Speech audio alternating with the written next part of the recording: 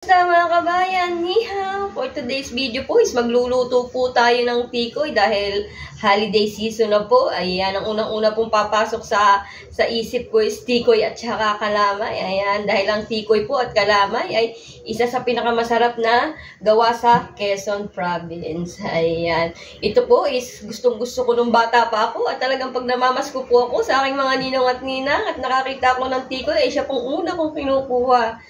At saka po yung kending gatas. Sarap po maging bata at bumalik sa panahon na masaya pa ang Pasko. Ayan po, tara na po at atin pong lulutuin na ang ating special tikoy.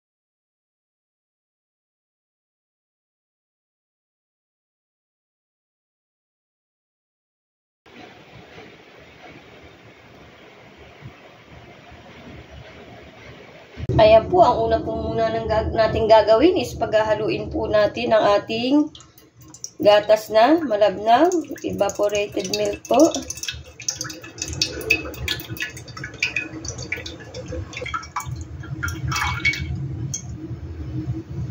Kasunod po isang ating ang ating condense.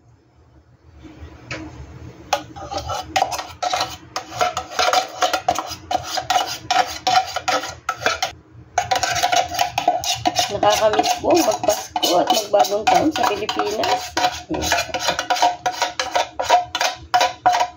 Paborito po ng aking nanay ang tikoy. Kahit anong klaseng lutong malagkit po, basta malagkit ay hindi maiihabilin. Haluin lang po natin hanggang mag-mix po. Lagay na po natin ang ating brown sugar. Yan.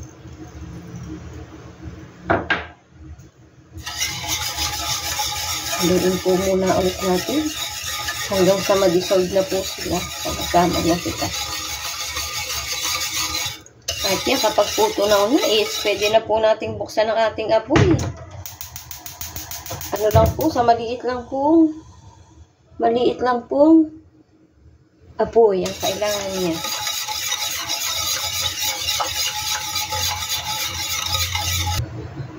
Ayan, kapag po ganyan na is, pwede na po nating ilagay ang ating glutinous rice flour.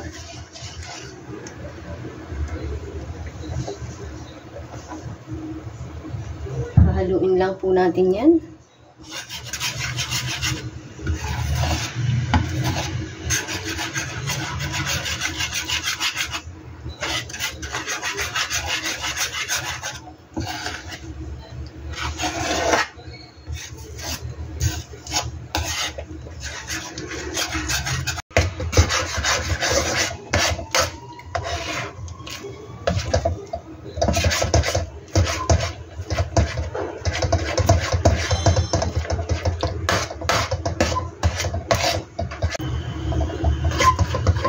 Tuloy-tuloy lang po tayo ng paghahalo. Ito lang po ang mahirap. Kapag po ganyan na, pwede na po natin ilagay ang ating cheese.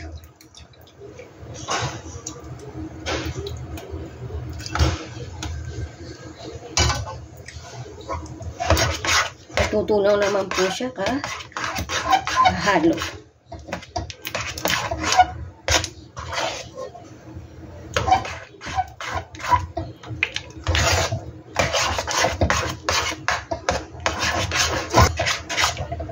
Yun po ang kagandahan kapag ganitong paraan ang ginawa niyong pagluluto po sa tikoy.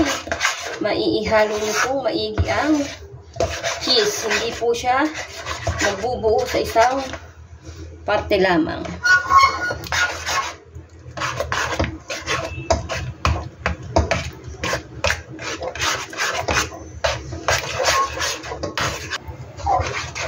Kailangan po natin ng extra energy kapag nagluluto.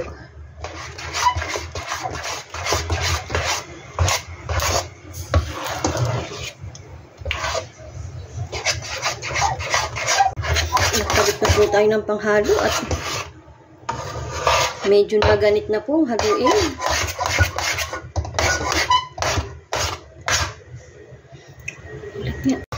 Tuloy-tuloy lang po tayo.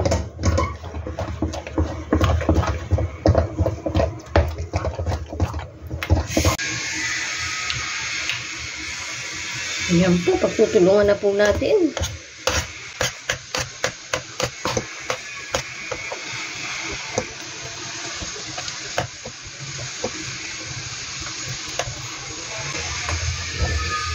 Para po madulog ng maayos. Ayan.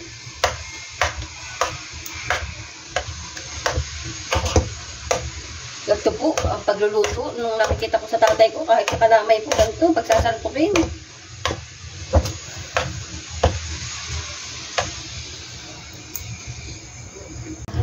Mamaya po, silalagay natin ang ating butter o margarine.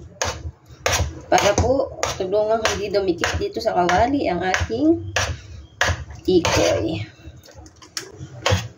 Ito lang po sa part na ito mahirap. Kasi kailangan po batihin ng batihin.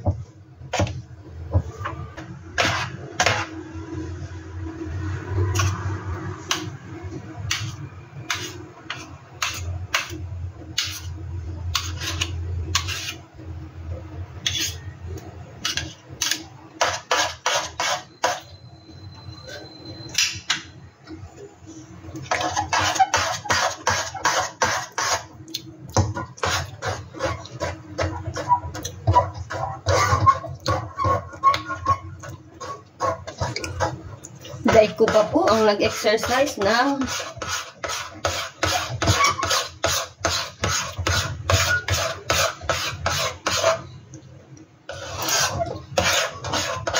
kailangan ko talaga ay iba yung lakas.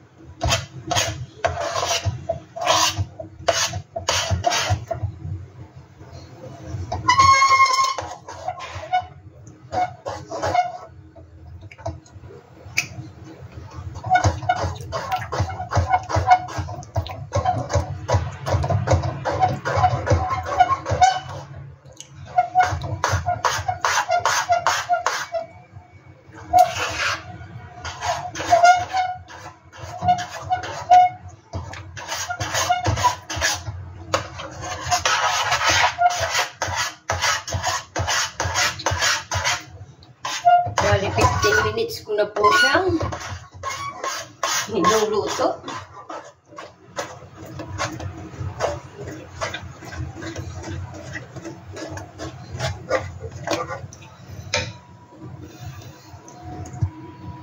Lagyan na po natin ng margarine para po hindi na dumikit ang ating tikoy sa kawali. Ayan.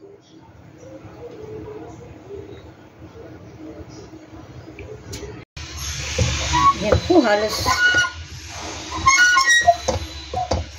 25 minutes ko na po siyang niluluto. Konti na lang po at okay na din po ito.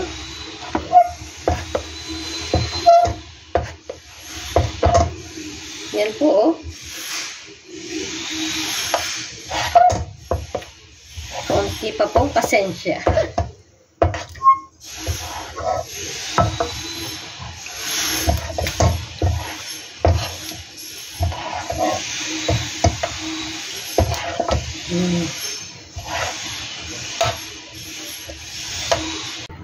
Ayan, kapag po ganito na siya is, pwede na po nating isalin sa ating lalagyan. Okay na po siya. Ayan na, luto na po ang ating masarap at special na tikoy.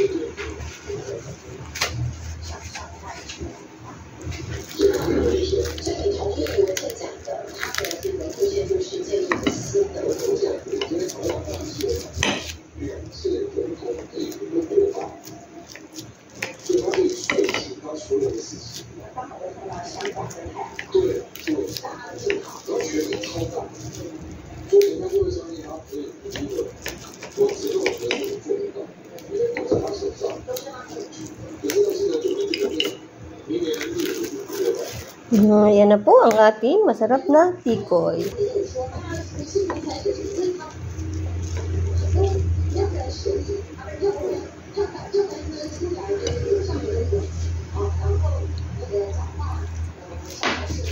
At ito na po ang final look ng ating masarap na tikoy. Ayan. Ayan, thank you po Lord sa lahat ng blessing at salamat po sa lahat ng nanonood ng aking video. Ayan, Merry Christmas po sa inyo at manigong bagong taon. God bless po sa ating lahat. Salamat!